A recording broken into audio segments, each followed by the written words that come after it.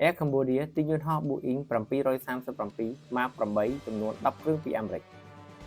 នៅថ្ងៃទី1ខែសីហាឧបនាយករដ្ឋមន្ត្រីស៊ុនចាន់ថុល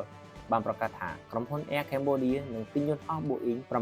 737 Mark 8ចំនួន10គ្រឿងដោយភ្ជាប់ជាមួយជំរើសទិញបន្ថែមចំនួន10គ្រឿងទៀតសុទ្ធសឹងជាជំហានដ៏សំខាន់ក្នុងការបង្កើតសេវាហោះហើរអន្តរជាតិរបស់កម្ពុជាកិច្ចសន្យានេះឆ្លើយតបទៅនឹងការបញ្ចុះពន្ធគយរបស់អាមេរិកមកត្រឹម 19% តាមការអះអាងរបស់រដ្ឋមន្ត្រីពាណិជ្ជកម្មអាមេរិក Howard ការប្រកួតយន្តហោះផ្លូវការលើដំបូងរំពឹងជាក់លាក់ថានៅឆ្នាំ2031កម្ពុជាក៏បានធ្វើជំហានសំខាន់ក្នុងការដាក់ពន្ធ 0% លើទំនិញនាំចូលពីអាមេរិកដើម្បីកសាងភាពសហការជាដៃគូពាណិជ្ជកម្មជាទីពេញចិត្តសម្ដេចហ៊ុនម៉ាណែតបានថ្លែងអំណរគុណដល់អាមេរិកជាពិសេសលោកប្រធានាធិបតី Donald Trump ដែលបានគាំទ្រសន្តិភាពតំបន់និងជំរុញទំនាក់ទំនងពាណិជ្ជកម្មរវាងប្រទេសទាំងពីរ។